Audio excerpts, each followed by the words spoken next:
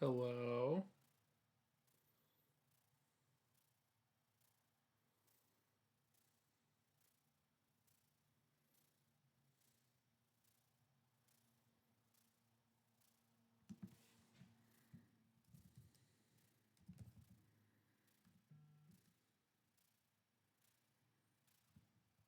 We're back. The ladybugs got me. They heard me talking shit.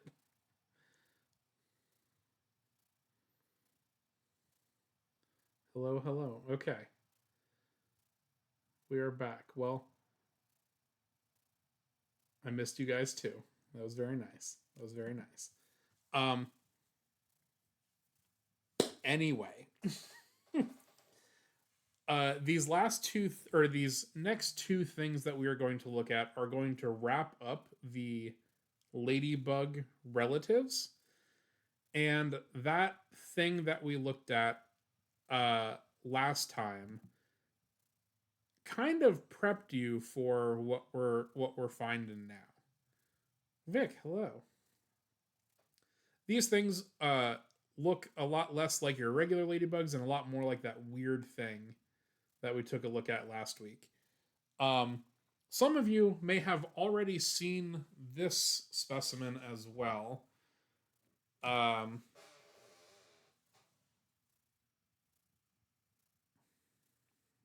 let's see if it. Yeah. So take a look at how small those are on the end of those points there. And that's what we're looking at over here now.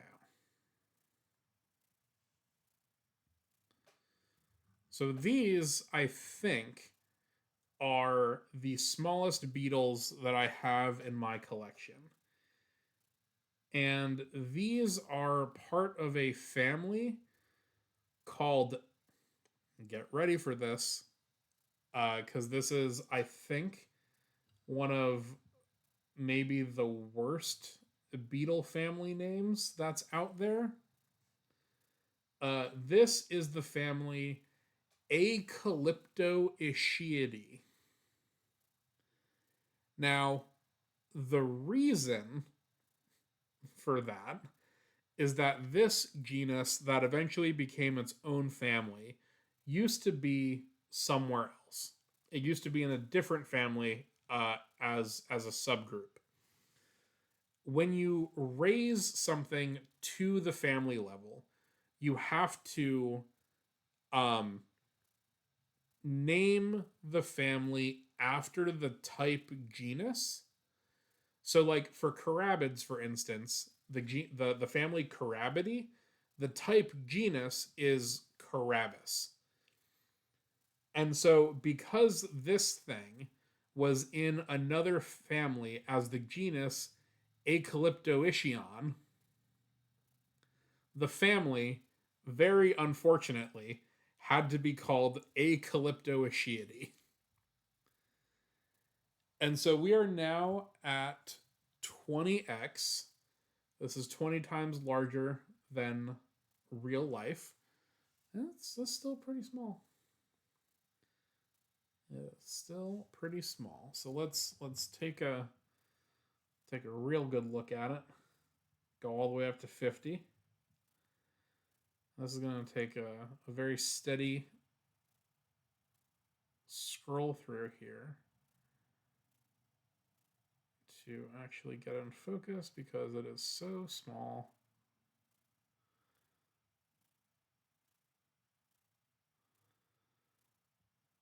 Back up just a tad.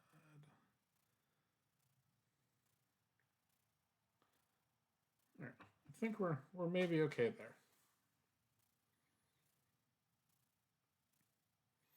It's not the best because it's so small, but oh, I'm live. Thanks, Stream Elements. Um, unless you guys dropped out again. I haven't seen chats in a while. So maybe it did die again. I don't know. We're just here talking to the void. Um, You're here. Okay, that was Stream Elements lagging. Great. So, uh, Acalyptoeciids live in leaf litter. There's almost no way that I would find this specimen out in the field because it is about half a millimeter long. We've looked at some tiny stuff, but we have not looked at things this tiny before. And so the way that I actually collected these was a method called litter sifting. So you take a specialized thing that essentially looks like a tennis racket, a little bit of a cloth bag, and then another tennis racket. And you fill the top of it with leaf litter, sticks, twigs, a little bit of dirt, and then you shake it. You shake it a lot, and all of the big stuff, like all of the big leaves and sticks and rocks, stay separated because of that first mesh barrier. And then all of the good stuff, so all of the invertebrates living on that leaf litter and stuff like that, fall down into like a pillowcase. And then when you're done for the day, because usually you sift a lot in one area, you're getting all kinds of really tiny stuff that is pretty much impossible to find otherwise. Um, and so after you have that big ball of dirt in the bottom of the pillowcase, you bring it back to the lab and you set up what is called a Berlazy funnel. It's a big metal funnel, again, with a grate on top of it. And then sometimes, I don't always, but sometimes you put cheesecloth over that to form an even smaller barrier because reverse of those cheesy shaking fries Burger King did in the early 2000s. I think I remember what you're talking about. So kinda, yeah. Um, but you have this ball of dirt. You bring it back to the shaking the flavor off the leaves. Yeah, that's true. Shaking all the goodies off the leaves. Um, you have this ball of dirt. You bring it back to the lab, and you set all of that dirt stuff on top of the funnel, and then you put a light over it. And what that does is things that live in leaf litter don't like being exposed to light because generally that means they've been uncovered by something that potentially could eat them. So having a light over it makes all of the insects that are in that dirt ball want to dig. And the purpose of the light is also twofold because not only does it make them want to dig, it also just like very slowly starts drying out the dirt from the top down. And the other thing that these insects that live in leaf litter really like is moisture.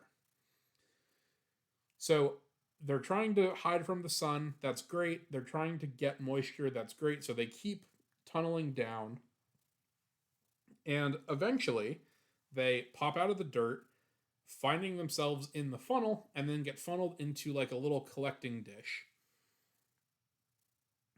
And then that's when like the real fun starts of getting that under the microscope, going through and sorting out all of the different little guys that showed up. You get a lot of really cool larvae this way. You get a lot of little tiny beetles and spiders and millipedes and all kinds of good stuff. But it is pretty labor intensive up front. And you're also getting little tiny things like this, which are maybe not everyone's favorite thing to collect. A lot of people like the big flashy stuff, which is fine. They're allowed to like that. But I think some of the cool stuff is collecting the biodiversity and getting all of the different ranges of that.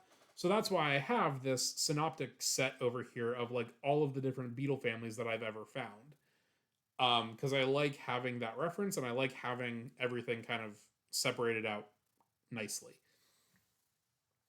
So I found this thing in pine needle litter from southeastern Arizona. And as I said, this thing is like maybe half a millimeter long. And some of the things that help distinguish this from the next group that we're looking at, I actually don't know if we'll be able to have. Always birding. Welcome in. Thank you for the follow. We're doing some bugging right now, but I personally do some birding. Um, yeah, we're not going to be able to. I can't show you the different characters on this thing. It's too small.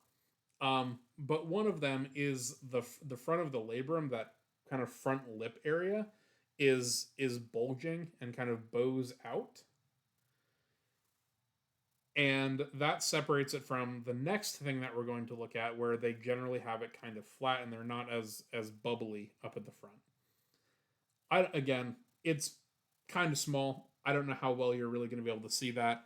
When I was preparing this, like pinning it and trying to identify it, I was working on a scope that went up to 80x, and right now we're only at 50, which is great. It's still really good, better than just kind of the normal camera, but it does have some limitations for stuff that is this small. For those of you that are maybe just getting in, that's 50x, and this is all the way out at like the smallest that the scope can look at.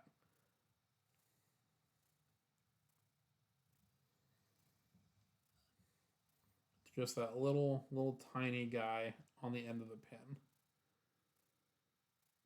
Oh hell yeah, Tortilla. Is this smaller than a flea? Yes, absolutely. Fleas are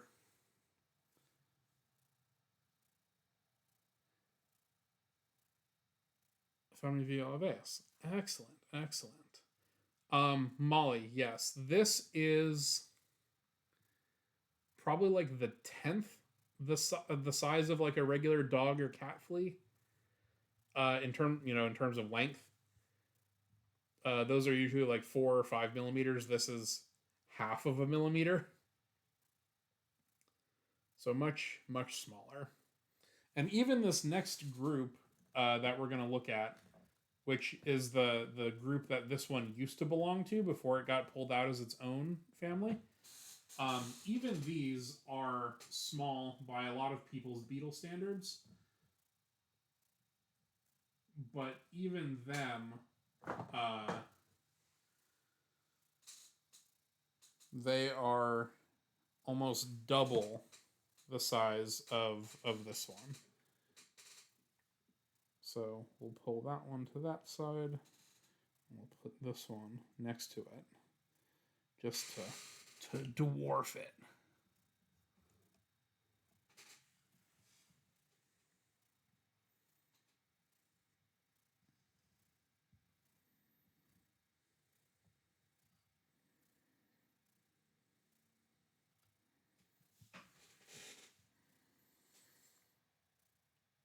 So that one on the right is the new family. The one on the left is the one we were just looking at. So even that one, which is quite small by most standards, is twice as long, twice as long as or I guess sorry, half as long as the bigger one. So yeah, I think the Acalyptoachiids are the smallest things that I have in my collection. And there are some ground beetles. I know those of you that know that that's the group that I work on. The smallest ground beetles in the US get down to like 1.2 millimeters. And the Acalyptoachiids are about half of a millimeter. So even the smallest ground beetle that's here in the US is twice as large as that other one. But okay, we are now moving on to Gotta find something smaller. Yeah, it's hard to look for stuff that's that small.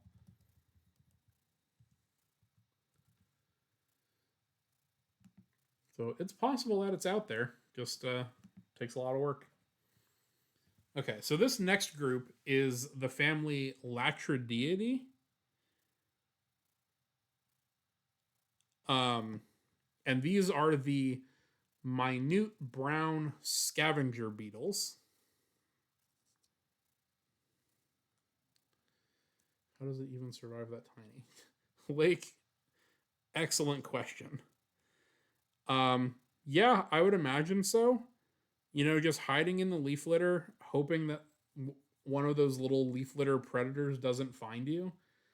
Um, I don't think anybody like officially knows what they eat, but it's probably like mold spores and other super super tiny stuff like that. Roxers, what's up? Noe Rosie. What's a ground beetle? One that can't fly? No. Well, yes, but no. Um, a ground beetle is a taxonomic family. So, if you think about like scarab beetles are a family. Ladybugs are a family of beetles. So, when we're talking about that sort of level of difference, ground beetles are their own thing. Um, Here is a decent selection of like some different ground beetle types. So a lot of these can fly, but they do a lot of their hunting on the ground. Um, but not all of them. Some of them are further up in trees and things like that. But yeah, some ground beetles can fly, some can't, and they range in size from 3.5, 4 inches long in the tropics, all the way down to that like 1 millimeter beetle that we were just talking about. Not looking at, but one that I was telling you was a ground beetle. So that's the group that I specialize on. There are about 44,000 species of ground beetle worldwide. And to kind of put that into perspective, there are about 11,000 different species of bird in the world. So for every bird, there are about four ground beetles, which is pretty cool. But excellent question. Now, these are lathrodiids, or minute brown scavenger beetles. And these, uh, as I was just looking at the label data, actually came from the same. Noe Rosie, thank you for the follow. Welcome in. These actually came from the same collecting event that the Acalyptoachiids did. So these were right next to each other in the.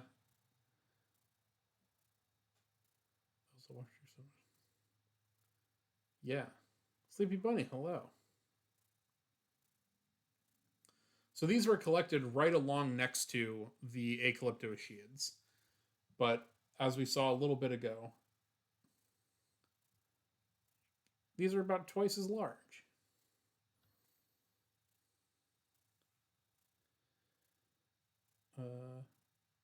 Flip for the excellent question. We don't know.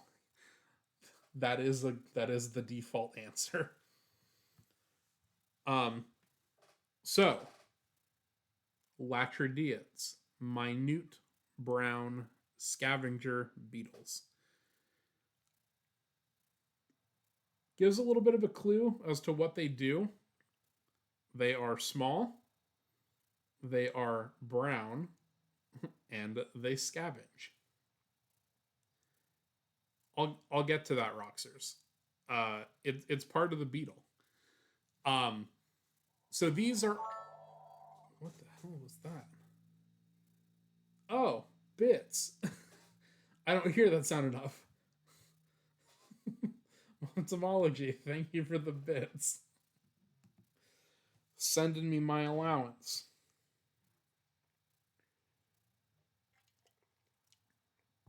But thank you. That I need to change that. That noise scares me every time that it happens. Um, but as I found them in the same habitat as the Acalyptoaceads, they're doing fairly similar things, I guess. These ones we know will feed on fungus and decaying plant material. The other ones, I think that's probably what they're doing, but we know a little bit more about other members of this group. So we have probably a better idea of what they're actually going on. Roxers asked an excellent question: Is that is this coloring on the neck something on them or part of the beetle? It's a little bit of both. It is something on the specimen, but it is something that the specimen actually produced itself. That's wax. Um, this, I don't know what they do with the wax or why they have it.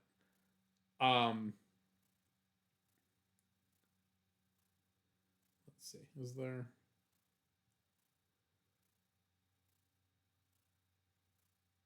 Yeah, doesn't really specify why that's there. Um, but a lot of them have this ability to produce wax, and Latrodeids, obviously there's physical characteristics of them, but a lot of times if you find one or find a beetle that has the sort of waxy coating on the neck, you're like, oh, that's a Latrodeid. Um, because these ones, uh, we've looked at tarsi on very small things before, and so Latrodeids, you're gonna have to do just trust me. These all have 3-3-3 tarsal formula, meaning that the front, middle, and hind leg all have three little foot segments. Um, that's something obviously very tiny, would help a lot if we had a better scope, but this is what we're working with here. So we're not even going to try to count them. But Scout's honor, do just trust me. Do they do any ground burrowing? Um, Not that I am aware of. As far as I know, the wild ones at least do, and I'll come back to that. They live at that like surface level interval where it's like leaf litter, decaying vegetation, and then actual soil. So they live on like that interface between leaf litter and between the soil. So I don't think they're going underground like specifically a lot. It probably does happen occasionally, but again, this thing is like maybe a millimeter and a half. So everything to it is going to be a very large, challenge to overcome. Just being so small like that, it's like, well, everything can eat you. You are always in danger of drying out. It is just a tough little life that you got going on. But I don't know why they have the wax. And even Bug Guide's little summary of them didn't quite tell me what I was hoping to know about the wax. But you may be familiar with these more so than you think, um, because there are a couple of species that can get into houses. There's one species specifically that is called the drywall beetle. It is Cartidary.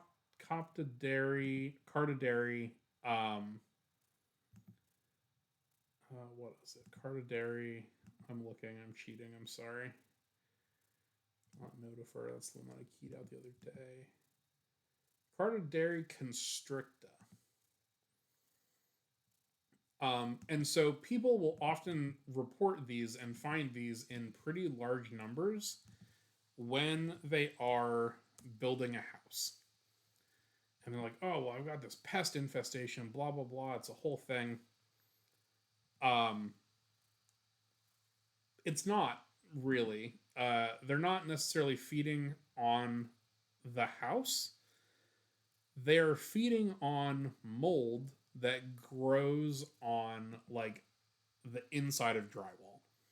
So if they show up, you have a much bigger problem than just the bugs eating your drywall. You have a moisture problem somewhere. And so when we get these sent in, we're like, hey, maybe we want to check out something else around there. But there's also a bunch of these that show up as stored product pests. Um, so in like moldy hay or grain, uh, in dried cereals and things like that. So there's a lot of different places that they can show up. Okay, okay. Um, so yeah, they're around. Space Camp, what's up?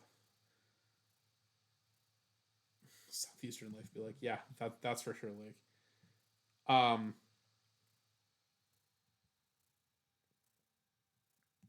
but yes, I don't really know what else to go into with Latrodeids. Hmm.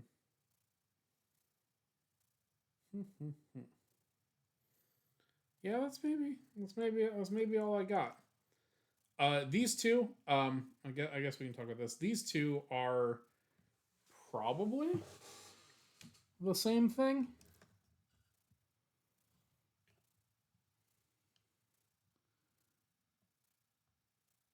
Yeah,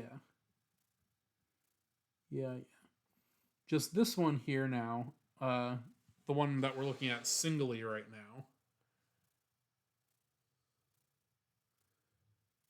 No, wrong way, wrong way.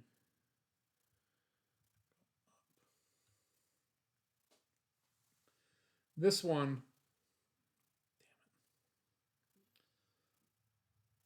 Thanks, J7. Thanks for hanging out.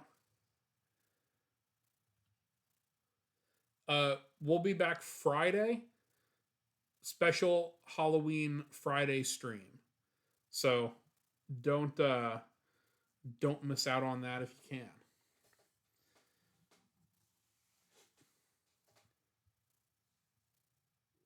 Space Camp. How, Space Camp. How many crows were there?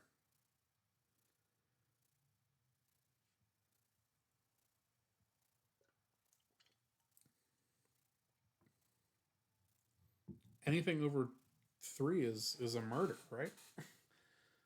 Um, but I think this one here and this one just here are the same species, just with varying levels of wax development.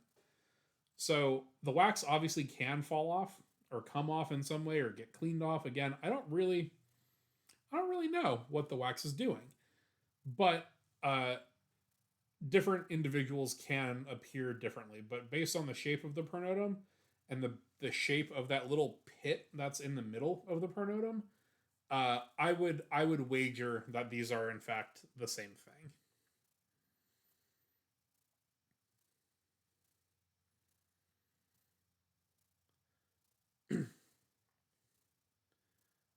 Do they benefit from the crazy math that makes ants so strong, or are they just so small it doesn't help?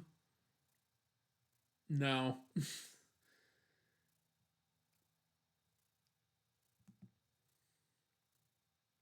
The ant thing, they're a lot more active in their food acquisition. Um, if you're feeding on like mold and fungus and little decaying things, you don't really need to be that strong to like overpower anything.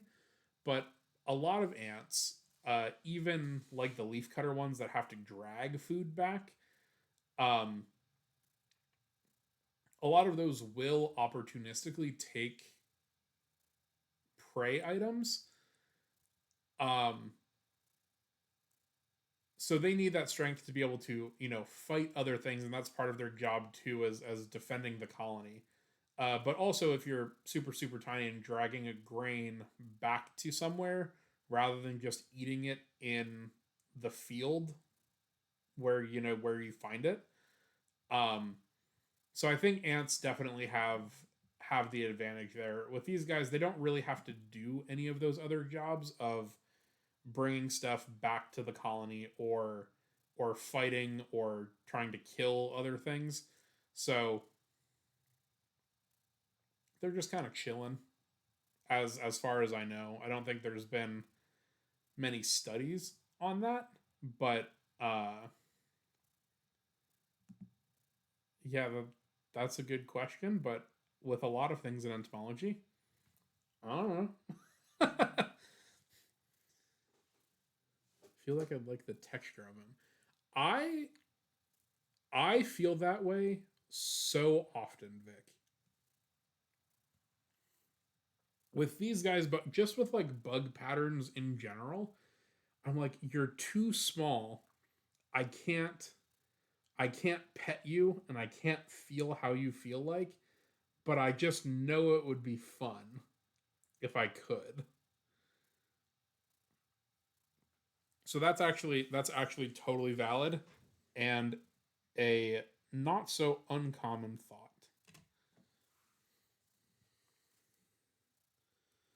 Let me slip my label back on these bad boys.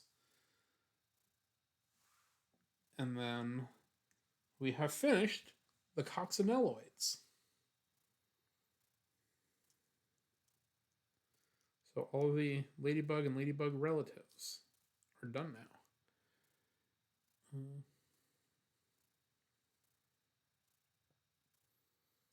Yeah, uh, like I'll have to look into it. Because I don't know offhand, and Bug Guide didn't say immediately, which a lot of the time means that we just don't know what that information is. But because they are stored product things, I let me think about. Yeah, that makes sense to me now too a little bit. Since they can be stored product pests, like they're found in places that have gone bad a little bit, but they're in a place where there might not be great access to moisture. Excuse me. I think it's possible that they're benefiting from the same principle that like seals in the blue death feigning beetles, is that they're producing wax to help alleviate water loss at such a small scale. But again, I am not 100% sure about that, but I will think about this. Yeah, roach, exactly, moisture retention. It could be, but they don't live in that dry of an area, right? Like if you're the plaster beetle, you're attracted to moisture, and so you're going to have moisture where you're showing up, but it's not always guaranteed. So maybe you get waxy, like glands, seminoles. Yeah, like maybe like a the duck that has the oils that it'll spread. Maybe, but I do not know for sure. Okay, great. So we finished the coccinelloids. We are now moving on to the limexelloids.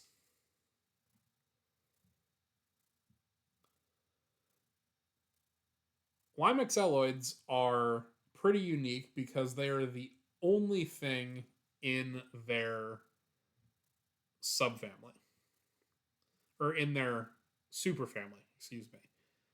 Those dorks surround the city park with a camelback. I mean, maybe. Don't be mean to camelback carriers.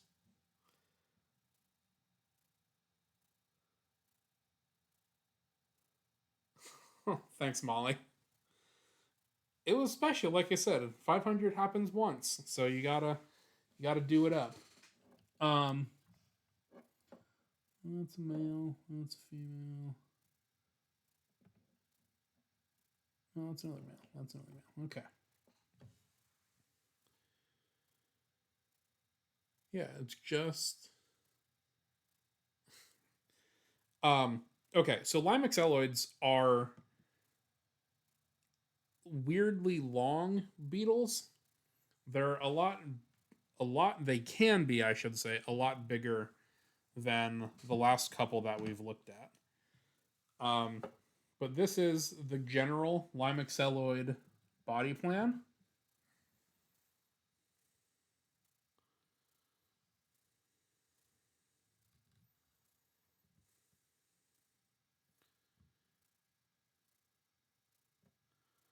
This one's a little worse for wear. The elytra are popped and the abdomen is kind of sticking up. So that's why it's looking a little funny. But there is something very specific about this group that is only found in this group, specifically with the males. Um,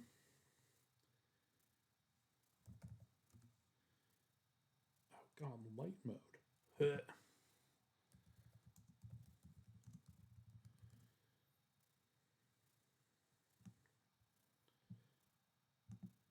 um, Getting roach. I can see that. They are flattened like that. It's a little bit. It looks like it maybe it would scurry. Yeah, tortilla. It is the mouth stuff. What a what a crazy sentence. Um,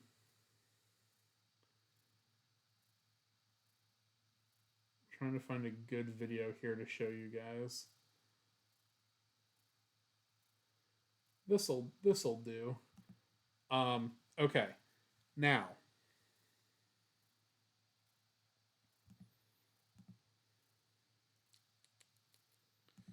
display capture.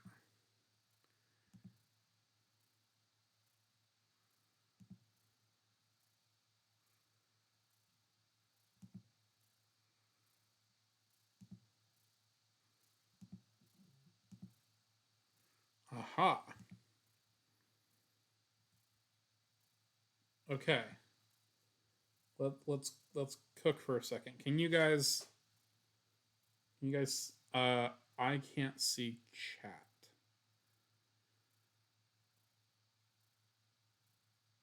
Uh. Uh. Okay. Give me a second. Give me a second here.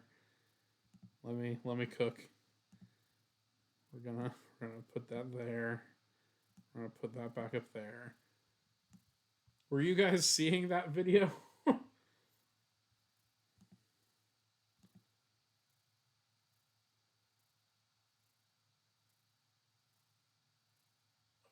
Open chat on my phone. That's actually a really good idea. Okay. Too many things happening there.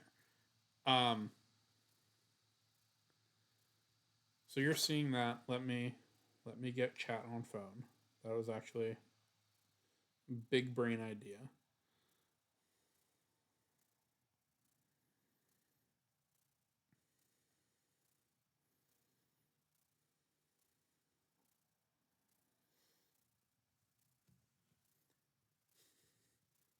Space Camp, I have a second monitor. We need a third monitor. Um okay. So you guys are seeing the YouTube right now, right? You're seeing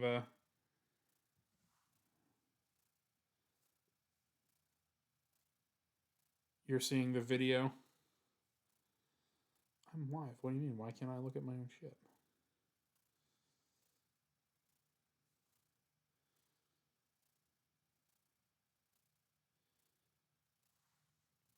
Pause video. Yes. Okay, great. Um, so Limexellids are also called ship timber beetles. And the one that we were looking at had pretty full elytra, but this is what some of them look like in the tropics.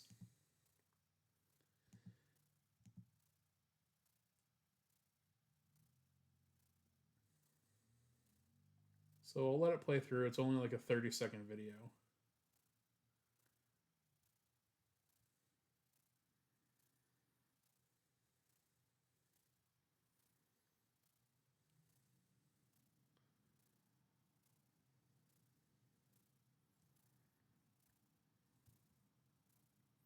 Nope. No, thank you. Let's go back. Try this again.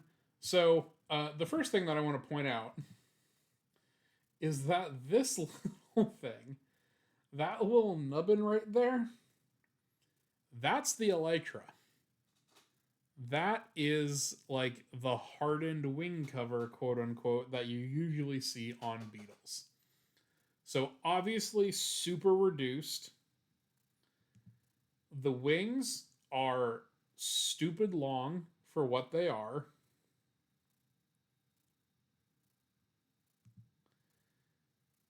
You know, they're going all the way back down this body.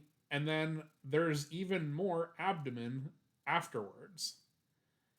So you have this like super, super long thing going on. And it's kind of weird.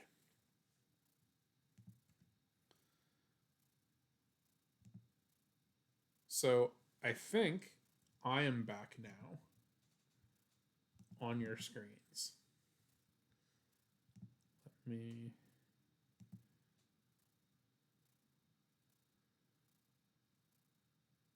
Yeah, okay, we're back. We're back. We're back.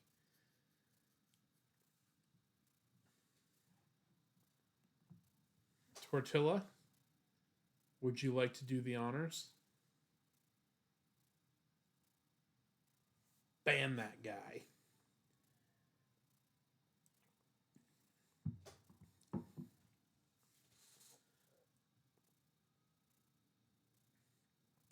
Thank you so much. You're doing a great job. Smoked them. So this is none of the species of ship timber beetles that we have in the U.S. are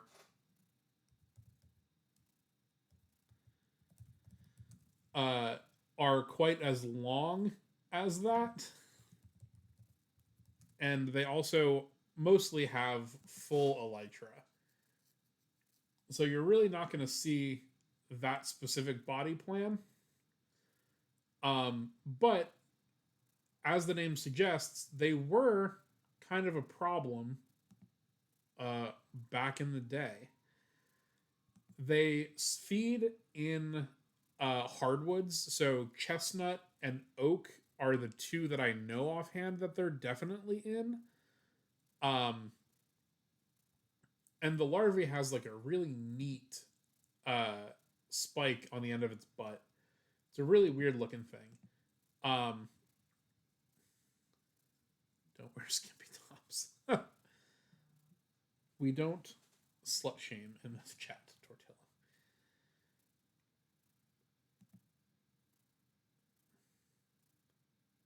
See you, Lake. Thanks for stopping in. Um, so yes, ours have full elytra. You're not going to see that like weird body form here in the U.S., but some of them, as close as Mexico, down uh, down south of Arizona, um, do have that like little reduced wing thing. So they're not super far off, but we don't unfortunately, have them down that way. But the thing that is really specific about these is the really odd palps. The maxillary palps, to be specific.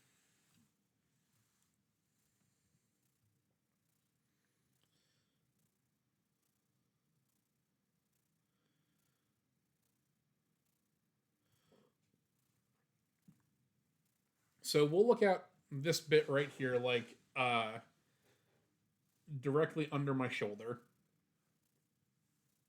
Yes, that's another thing. Basically, they've got holoptic eyes. This little, that little divide underneath is the only place that the eyes are divided um, on the underside of the head. They're a little bit split on top, but yeah, underneath they've got these basically these giant eyes that connect. But over here, this piece, so starting here, going out, going to the left, and then going up, and then all of this little curly Q bit is all part of the maxillary palp. And I don't know. I don't know why they have that. Let me see what the internet says. I should have checked this before stream started.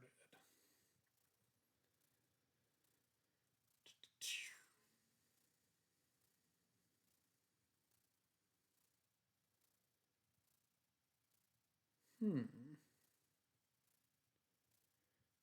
Interesting. Yeah, it doesn't really say. So again, this is one of those doctors Googled in front of you before. Hey, it happens. We forget stuff sometimes. Um, so I don't know why it's doing this, why it has all of this stuff going on under here, but that is a pretty characteristic thing for limexellids in the males specifically. The labial palps, so the ones behind this, so like close down at the bottom of the head there, are normal. They don't really have anything spectacular going on. But these maxillary palps are crazy that have these like really giant, uh, well divided segments on the top, and it's just a really cool structure. Um, as far as I know, in the U.S., these are mostly going to be Eastern. Um, this one that we're looking at right now is the first specimen of this family that I've ever collected. In 2018, I was at Clemson University for a staphylinid or a rove beetle identification workshop. And while we were there out collecting, I saw one of these guys land on the sheet. As they land, the palps were out. Roach, you've literally never asked before. You just do it. So, like, yeah, it's fine.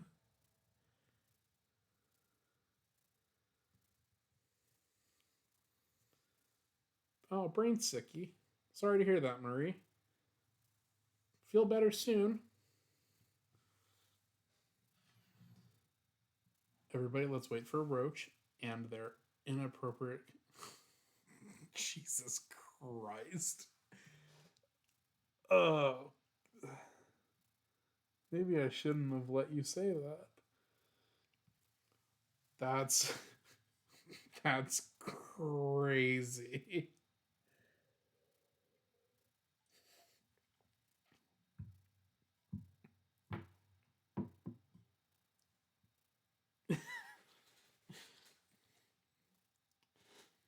I don't. Yeah, I don't know about that. Automod, yeah, got it. I don't. It might be for sex stuff. The palps aren't usually the primary thing for pheromone seeking. So it's probably not like the exaggerated male antennae for locating females. But that's another one that I'll have to look into because I truthfully don't know why they have this stuff going on. But part of the reason that they're called. I didn't finish my story. One thing at a time here, Evan. Uh, when we were at the sheet, this was a class of about 30 of us that were all at just a handful of light sheets, all kind of competing for specimens. Um, and so when this thing landed, it is a rather unassuming beetle. It doesn't look. It's not that big. It's not super fancy or anything like that. And we were all there because we were working on, or at least trying to get better at identifying this one specific group. And this was not in that group. So I was like, oh, I'll have no problem. I'll have no problem like collecting other cool stuff that I want. So this thing landed. It had the palps out. So I was like, holy shit, that's a lime excellid. Like I've never seen one in real life before. Because at that point, I hadn't. Um, and I like looked up because I was on the ground picking something else up. I looked up and I saw it and I was going for it. And then somebody else's hand comes up and scoops it. And I was like, no, got away. But thankfully, I was able to actually find a couple more. I let it go because there is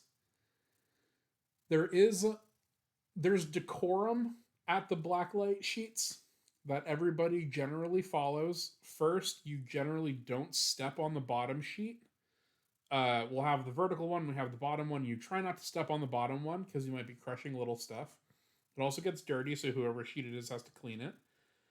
Um, if you know the people that you're with, you kind of already know what groups go to which people. So, like, when people come out with me, I'm like, yeah, I would like to at least see the ground beetles. And if it's something that I don't need, you're more than welcome to have it. But if it's something like unique, I would appreciate it because that's the group that I work on. However, this was such a large group, uh, and it was people that I didn't really know, and so I didn't I didn't throw bows as Tortilla suggests. Um, I let it go, because we were all there trying to collect the same stuff. It is what it is. But we did eventually have a couple more come in, so not a big deal. I got the specimen. So happy times, happy day. My mom's a true chatter. That's really funny. This bug has a beer gut. Why? Um, I think it is just the way that the body is positioned at the moment. Um, if we pop it this direction, it is stabbed into my finger, so that's not helpful.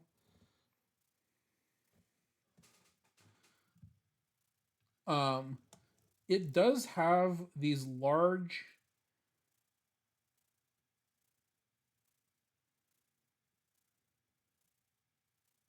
front, middle, hind legs. Um, it does have the coxa out. Um, Now you can use that emote that we added. We added coxa so people could be funny about it. I am looking for a piece of foam. This'll do.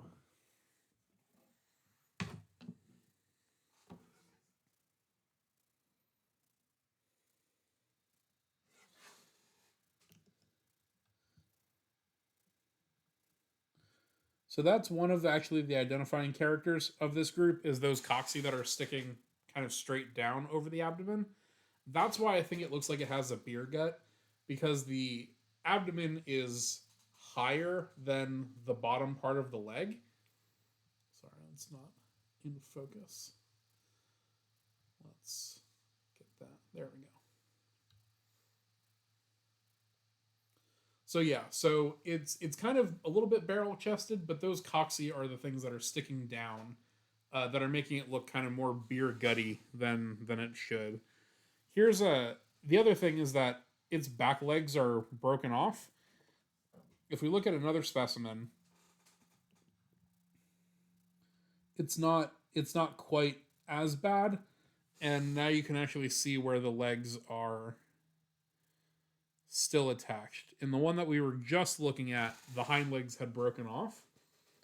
So here, the coxa is sticking down, but it is still attached to more of the leg. So it's less beer gutty.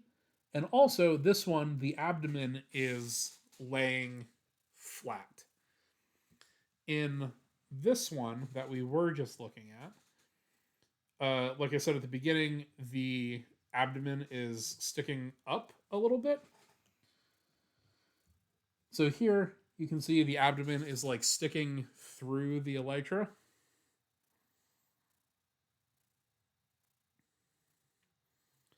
It's not where it usually goes, but the elytra are open, and that abdomen is going upward. So in addition to those legs being further out over the body, this one at the very beginning, the underside is up, so it's giving that even more kind of drastic set there. Clean my belly. We're on the same side of TikTok, Roach. But yeah, so I took the labels off of that one. Let me put them back right quick.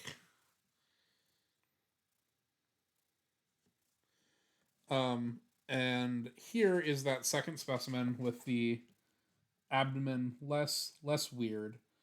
But again, we can.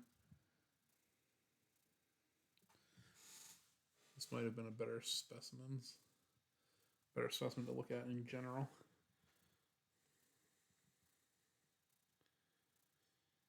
But you can see here how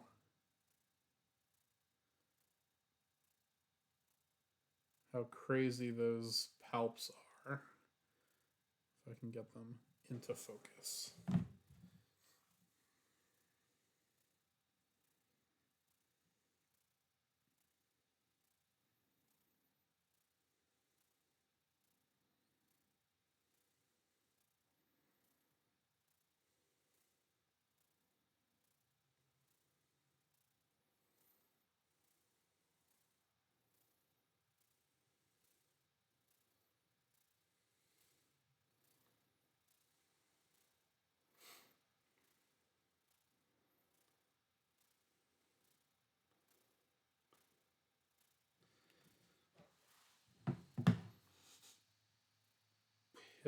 That's not a pit bull. That's a bulldog.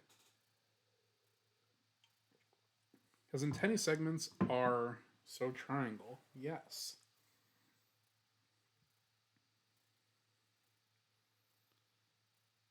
Eggs. Welcome in. Hello.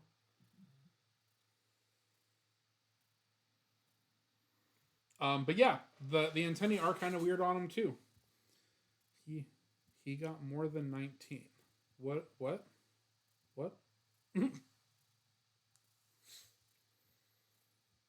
Are you talking about antennal segments? No. No, he does not.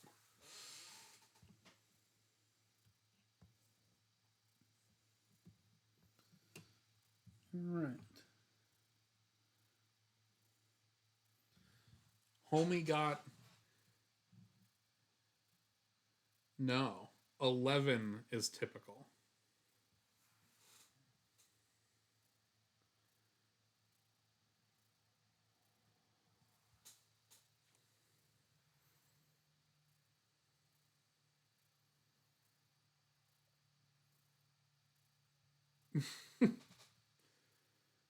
All good, Roche. Tulip window. Hello, hello. Um, yeah, Roach. 11 is generally the antennal amount.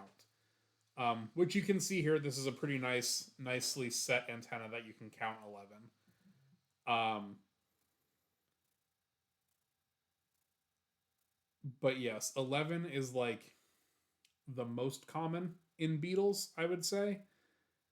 But then some groups like longhorns, even most longhorns have 11. They just have very long segments. But certain species of longhorns can have like upwards of 30. And then there are also some groups that have reduction in the number of antennal segments. So, scarabs, for instance, only have 10. A lot of scarabs will only have 10. But that includes the lamellae at the end. Yeah, Molly. Yeah. It is kind of odd. You want to see the stumpiest antenna? Um,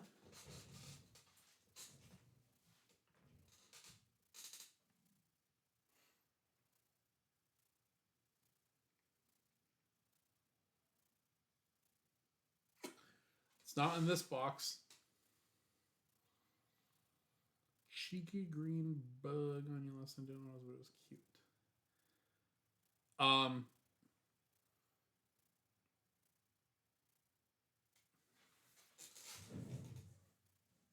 enjoy bug for a second. Let me see if I can find Tortilla's stumpy antenna. Well, it's okay to jump around through beetle things. One second.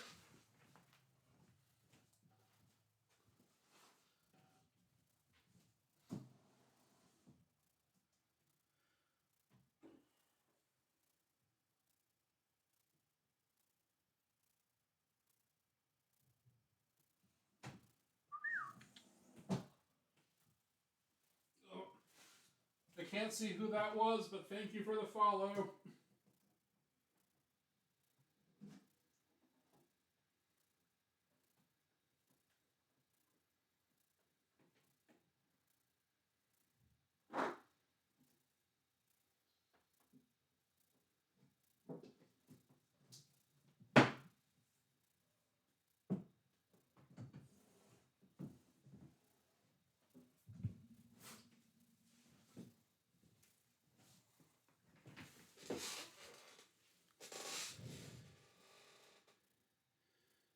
Rage Falcon, what's up? Okay. This was the stumpiest antenna that I could think of offhand. And this is skipping ahead a little bit. Oh, shit.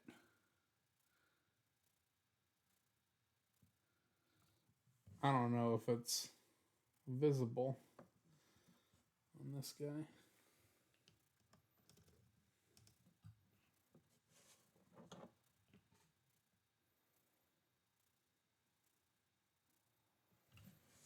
Hmm.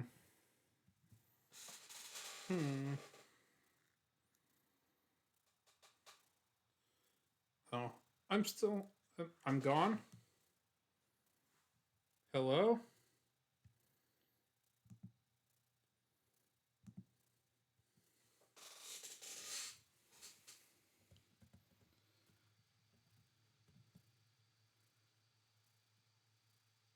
Damn it.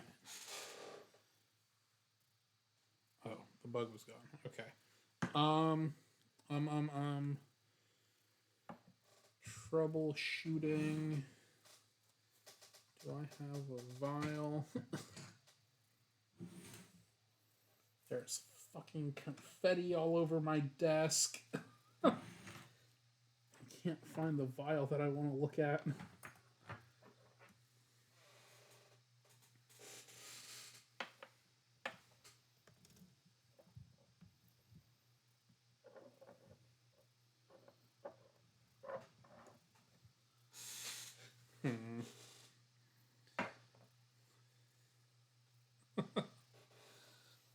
Tulip window, yeah.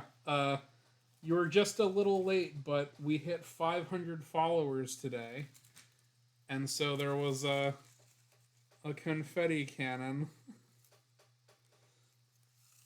and that happened at the beginning of stream. So I have not had a chance to clean up my desk. So we have got confetti everywhere.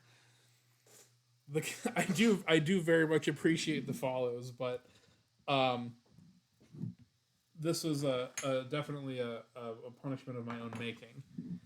Um, okay, I will have to get back to you on the stumpiest antenna. Liz, thank you for the follow. Welcome in. Um, okay. Can we maybe get a little peek at one of these?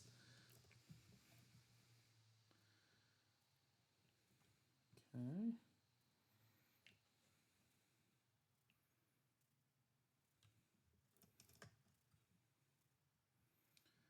Man, this is an aquatic thing, so it is decided what bugs you're making into tea. Well, Echo Echo said that if I did that, he would give 50 subs. So we got to get Echo back in here to reconfirm that deal. But I imagine that'll be a little ways off, just because collecting season is winding down, and I feel like it would be cheating. It would be cheating me of you of that experience if I only collected like a couple of beetles into alcohol to do that with. Um, so that might be like a spring or a summer thing. Store bought, what's up? Thank you for the resub. Thank you, thank you. Um, on that, the person who did my poster that we showed earlier is also the one who is working on sub badges. So that is still in the works, but we have other things going on, like the poster. But yes, that will be coming again, kind of at some point. We're making beetle juice, sort of eggs. Um, when I prepare specimens, I have a tea kettle and a little teacup warmer that I use to heat up the water, to like get the beetles all back and flexible.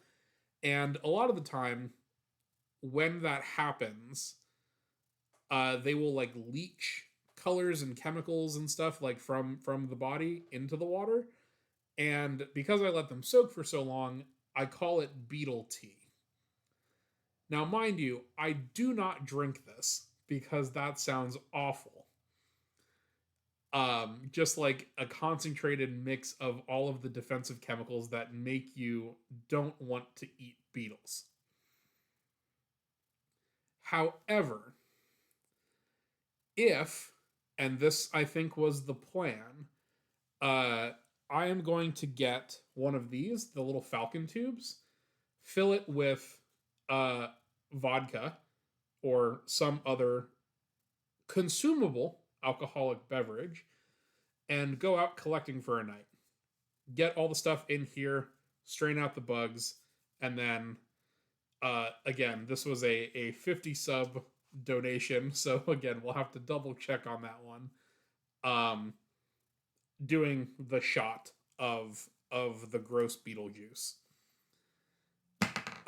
It doesn't sound fun, which is why it needs to be a sub or stretch goal of some sort. Maybe that's the the 1,000 follower event. Um, to one up what we just did tonight. Um, but yes, no, we're not juicing them, but they're leaching out some stuffs. What bugs I'm making into the tea? Um, Roach, to answer your question, it probably wouldn't be all beetles, but since it would be based off of stuff that I was collecting, it would be mostly beetles. Okay. Okay. Sort of. Sort of here. Tortilla, are you here? Are you here to look at your stubby antenna?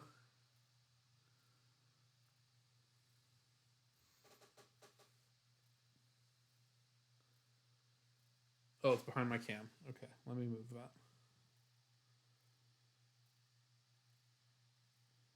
Back over to the side now. Beecher, hello. Welcome in.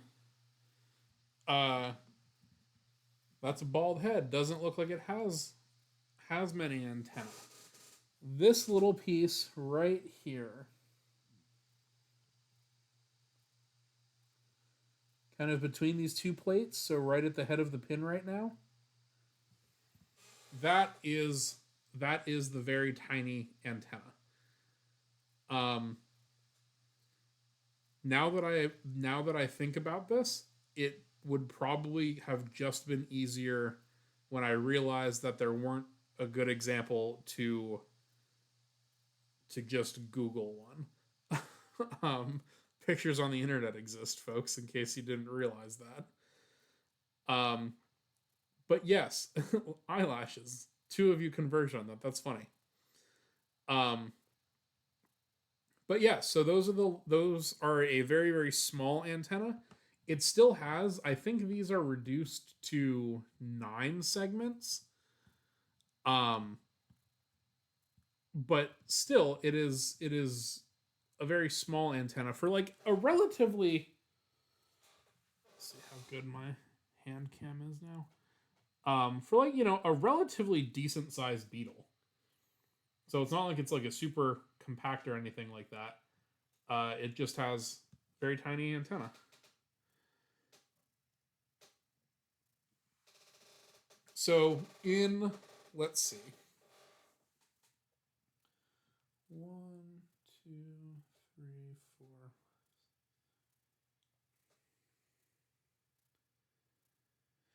In about 3.5 months, in about 3.5 months, when we move on to the next drawer, and then get to these guys, I will be sure to have a specimen out that has a visible antenna.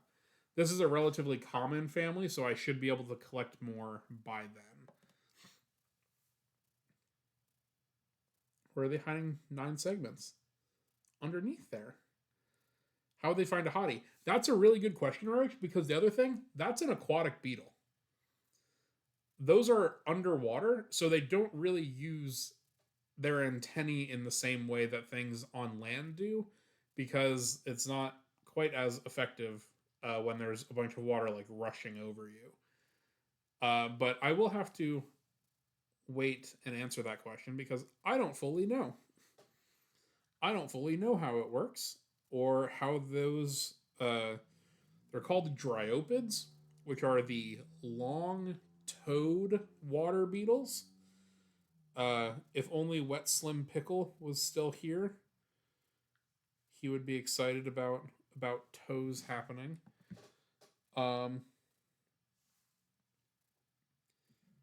But yes, so that'll be in several months from now. But to wrap up tonight, we are getting close to time here. We're going to stop in 10 minutes. So I can take a little bit of a break before chat chats over on Alveus. But I wanted to show off this is another Limexcelid. Space Camp, he was here earlier. He came in, he followed, he was part of our extravaganza. This specimen is from Bolivia.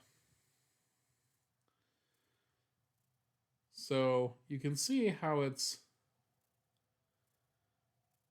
it's more elongate than the one we have in the US. Those, actually, are those the antenna? They look so different.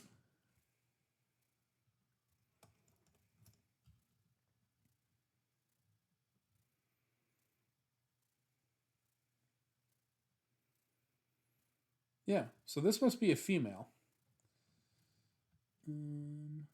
Yes, that is indeed a female. So on this one, all of this crazy, stuff that's happening is actually the antenna and not the palps. The palps are normal because this is a female one. So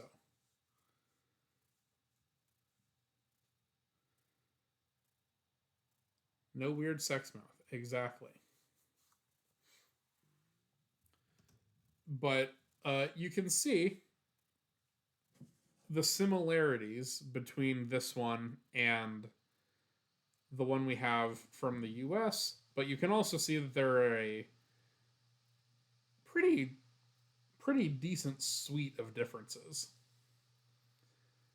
Um, with the length of the body, like the proportions of the body, and all that good stuff. So, are there lesbian bugs?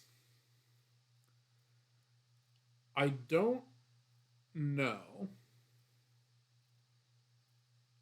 There are definitely gay bugs, though.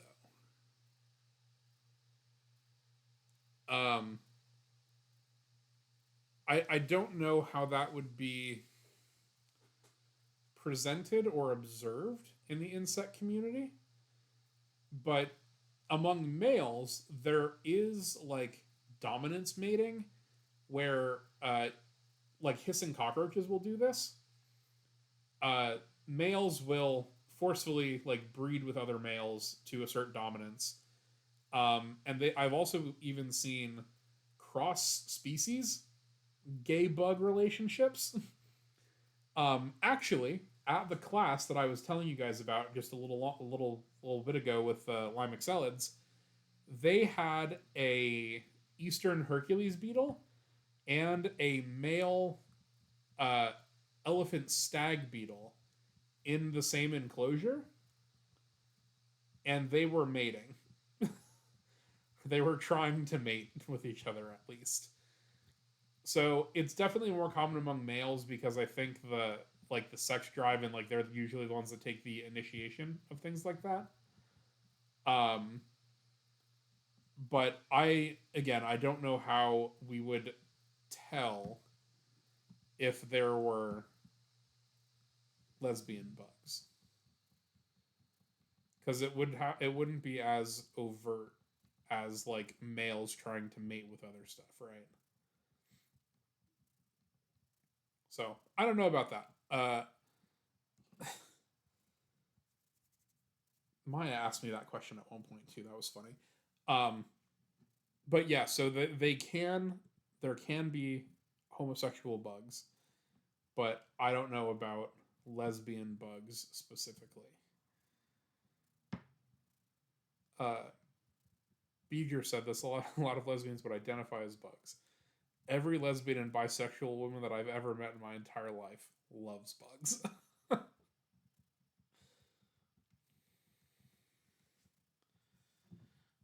That is a, I think, stereotype that has great founding in my actual experiences.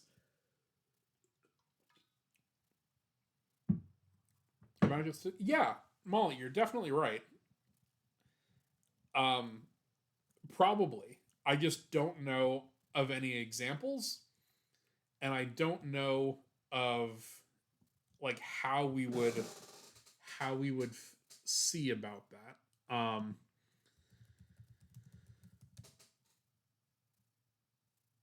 Oh, there's a lot of fan art. I don't know what I expected when I googled lesbian bugs. There's a lot of art.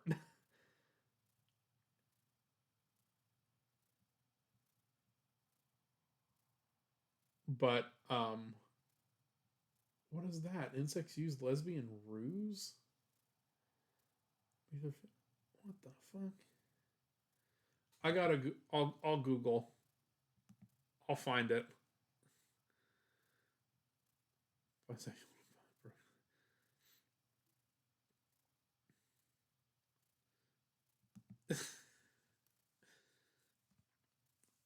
um.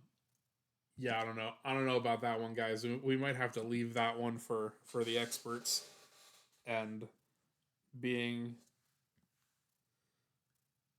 the cis straight male that I am not the expert on that sort of thing. I also think so, Vic, which is why I did not click the images tab, because I think it would have been bad immediately.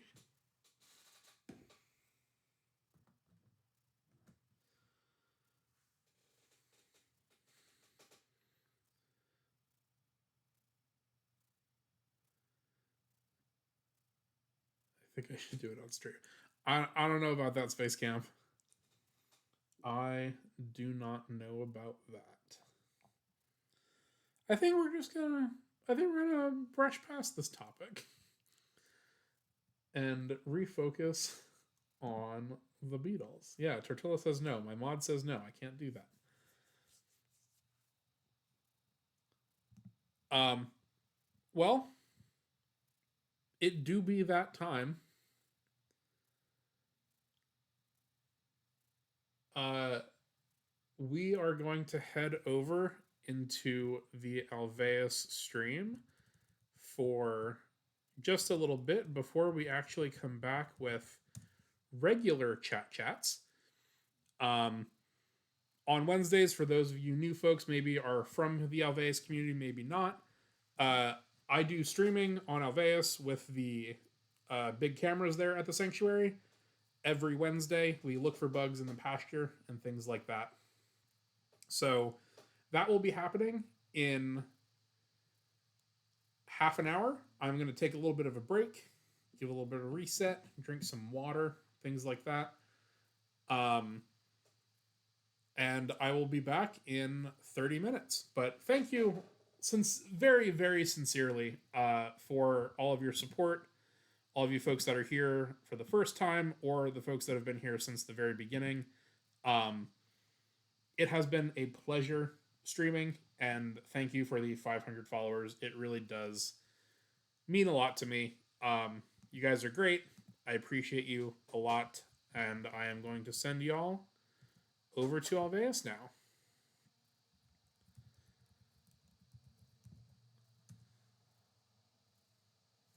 See you guys in a little bit. Enjoy your break, get a snack, do something. I'll see you in a little bit. Bye.